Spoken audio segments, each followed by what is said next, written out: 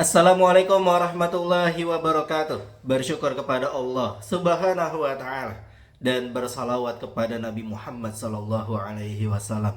Allahumma sholli ala Muhammad wa ala ali Muhammad. Baik teman-teman sekalian, kita akan lanjutkan kembali ngaji kita yaitu di Sirah Nabawiyah. Langsung saja, yaitu kehidupan awal di Madinah ya. Oke, dan juga kita kenalan juga dengan terkait dengan segala macam terkait dengan Madinah ya. Oke, let's go. Baik, Bismillahirrahmanirrahim. Ini adalah garis besar alur kehidupan Nabi Muhammad SAW dan juga tentunya alur terkait dengan perkembangan dakwah Islam di Madinah. Fase Madinah ini selama 10 tahun ya. Nah, fase Madinah ini dapat dibagi menjadi 3 tahapan secara garis besar. Garis besarnya ini. Tahapan yang pertama yaitu diliputi oleh suasana instabilitas, tidak stabil, penuh goncangan, terjadinya problem-problem internal, serta merangsaknya para musuh ke Madinah untuk menghabisi para penduduknya dari luar. Tahapan ini berakhir hingga terjadinya perjanjian Hudaybiyah pada bulan Zulqa'dah tahun 6 Hijriyah.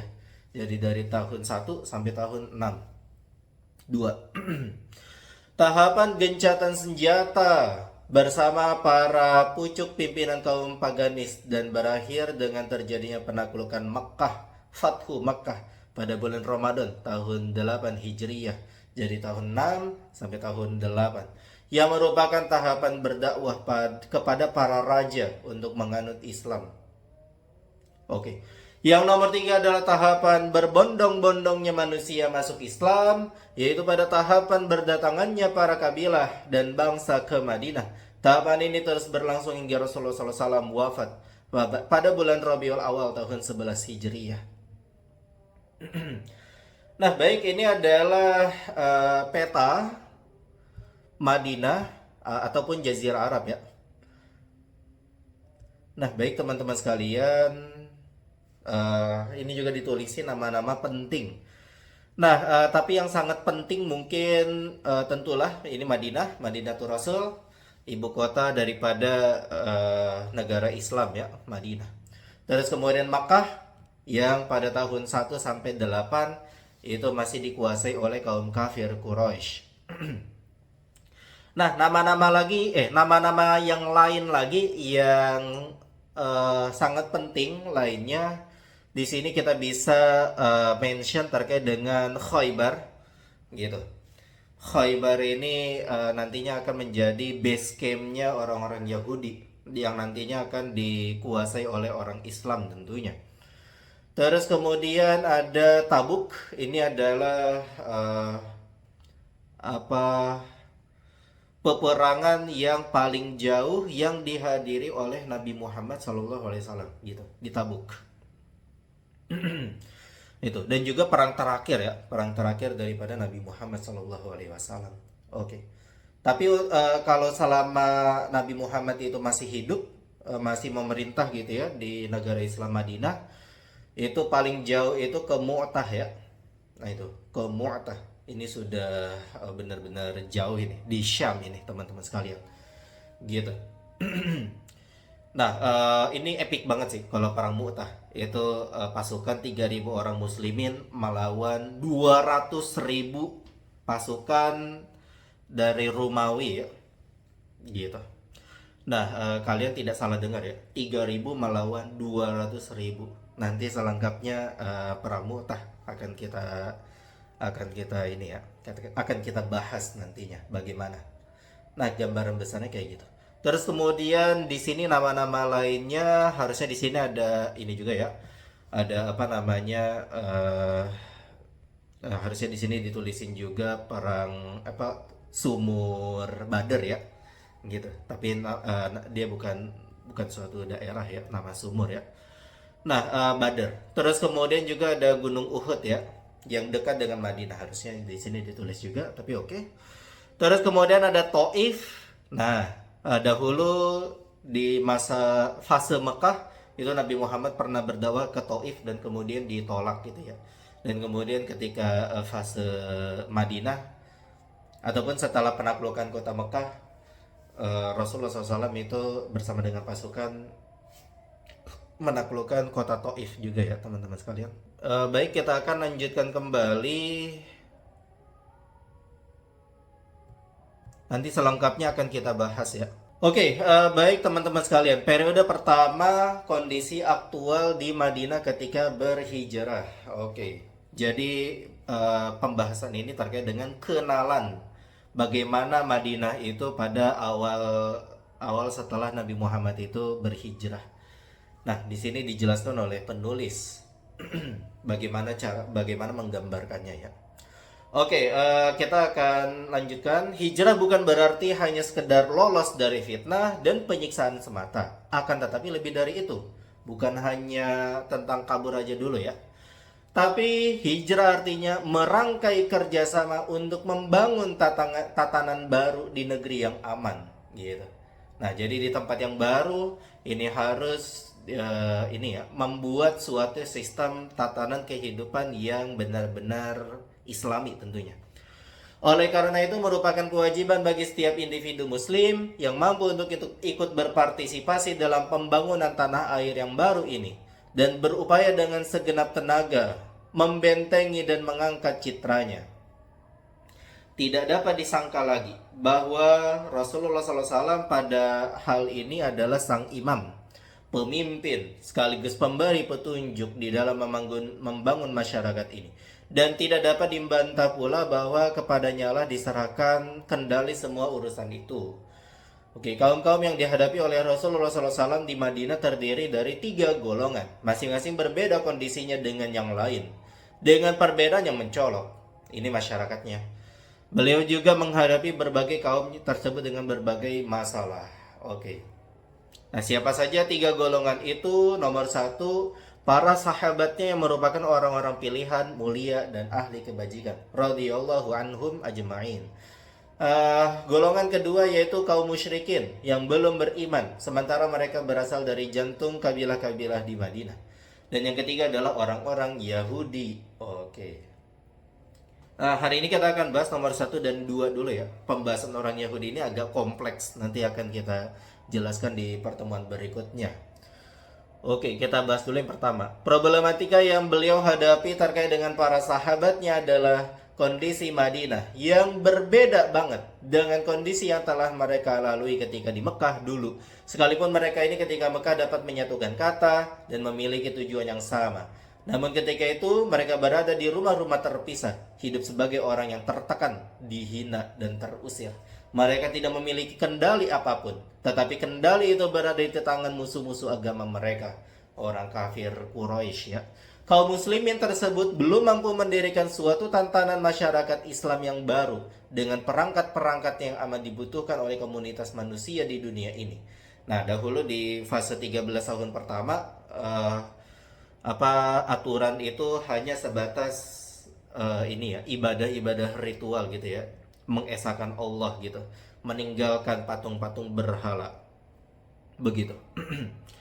Nah, oleh karena itu kita melihat bahwa surat-surat Makkiyah hanya mengupas sebatas rincian-rincian prinsip-prinsip Islam, syariat-syariat yang dimungkinkan untuk diterapkan secara individual, anjuran berbuat kebajikan dan akhlak mulia, serta menjauhi kehidupan nista dan hina.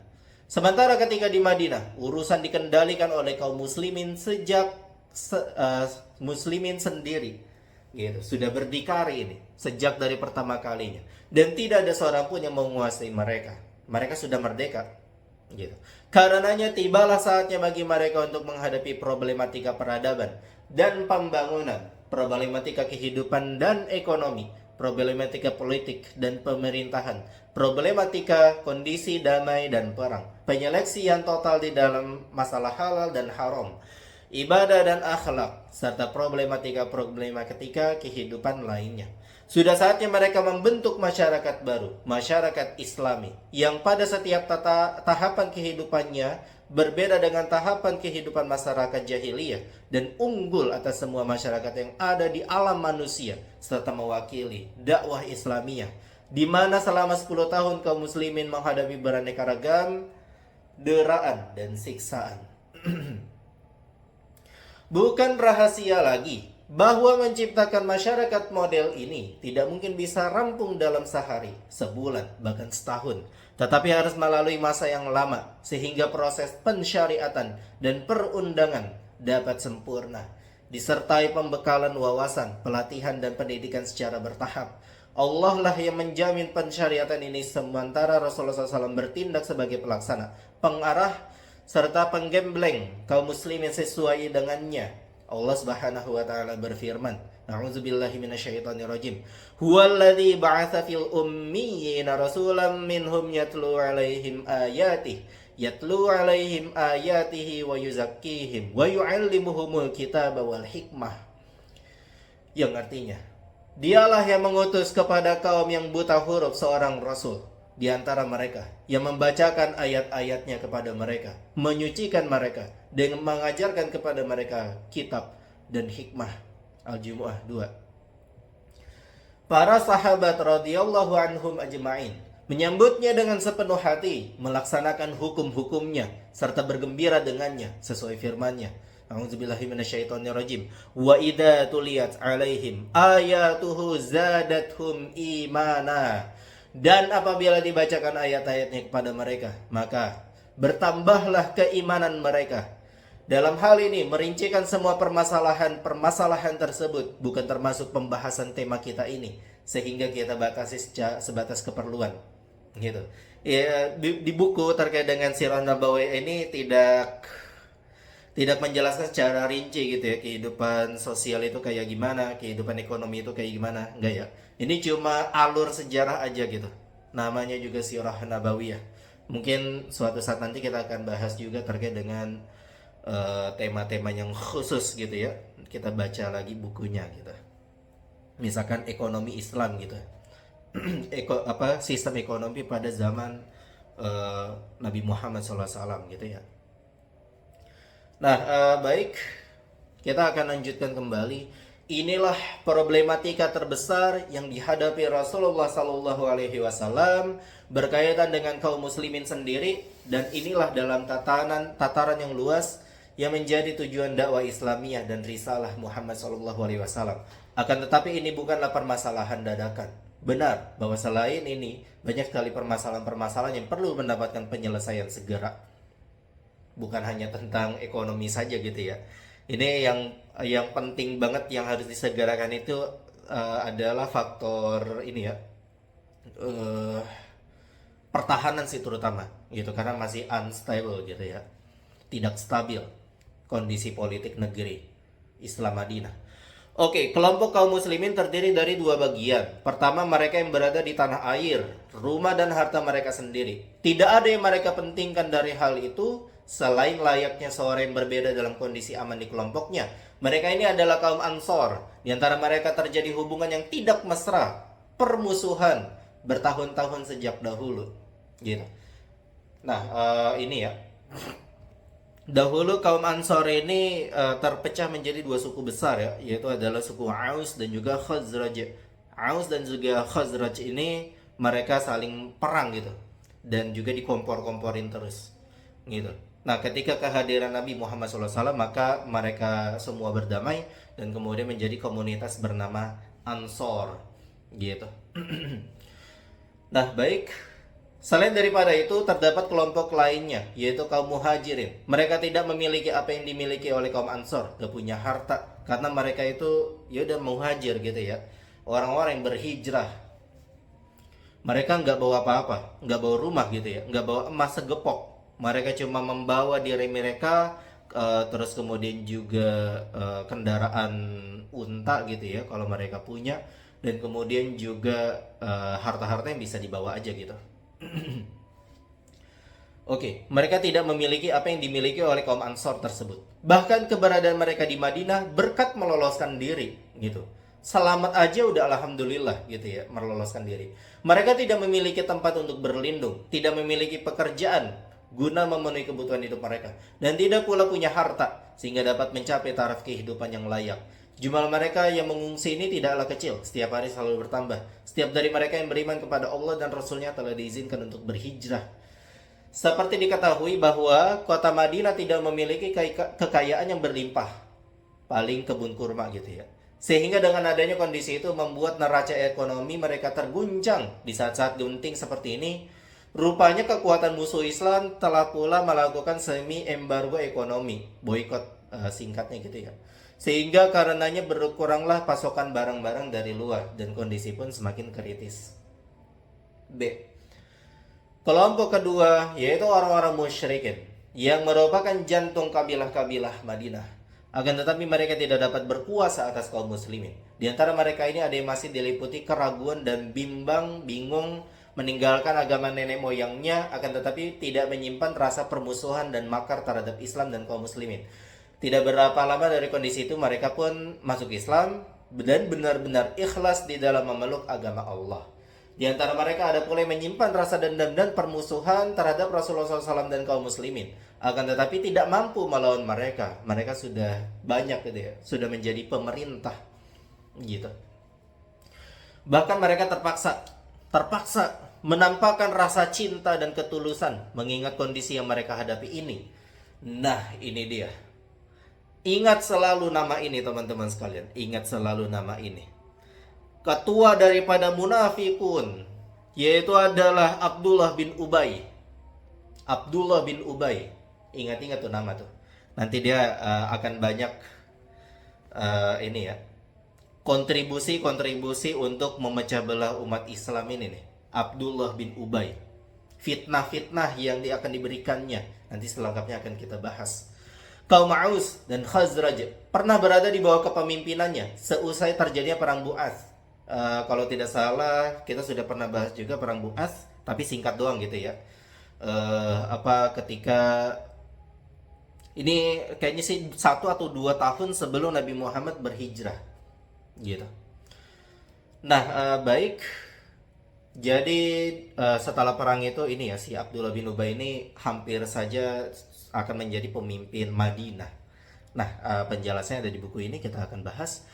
Padahal sebelumnya mereka tidak pernah dipimpin oleh seorang pun. Mereka telah menyiapkan manik-manik untuk mengalungkan mahkota dan mengangkatnya menjadi raja gitu. Jadi Abdullah bin Ubay ini hampir saja menjadi raja di Madinah. Tatkala tiba-tiba dikejutkan oleh kedatangan Rasulullah SAW dan pembelotan kaumnya dari dirinya kepada beliau. Gitu, orang-orang pada masuk Islam, orang-orang Ansor membelot ke si Abdullah bin Ubay dan menjadi pengikut daripada Rasulullah SAW. Gitu. Dia menganggap beliau, dia ini adalah Abdullah bin Ubay, menganggap beliau Nabi Muhammad SAW telah merampas kerajaannya. Karenanya dia menyimpan permusuhan yang sangat mendalam terhadap beliau Sallallahu Alaihi Wasallam.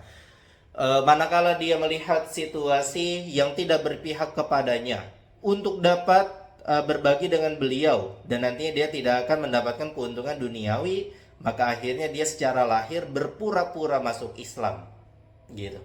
Jadi kira-kira kalau dia itu kayaknya kondisi sudah mulai terdesak nih gitu. Yaudah, pura-pura masuk Islam gitu. Setelah perang Badar, namun tetap menyimpan kekufuran. Setiap mendapatkan kesempatan untuk membuat makar fitnah terhadap Rasulullah SAW dan kaum muslimin, dia pasti melakukannya. Wow. Teman-temannya dari kalangan para pemimpin yang tidak jadi dapat jatah jabatan yang diharapkan pada kekuasaannya juga ikut andil dan menyokong pelaksanaan rencana-rencananya tersebut. Kadangkala mereka memanfaatkan anak-anak kecil dan orang-orang lugu dari kaum muslimin sebagai kaki tangan di dalam melaksanakan rencana-rencana mereka tersebut. Gitu.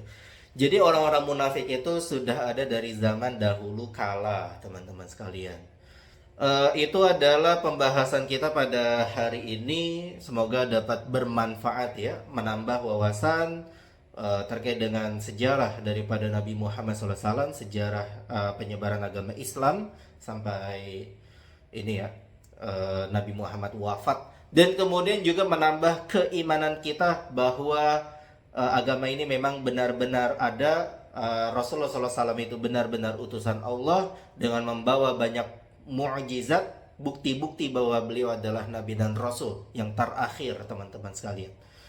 Oke, semoga kita terus istiqomah dalam agama Islam ya. dan juga semoga materi ini bisa bermanfaat. Oke, subhanakallahumma wa bihamdika asyhadu an la ilaha illa anta astaghfiruka wa atubu ilaik. Wassalamualaikum warahmatullahi wabarakatuh.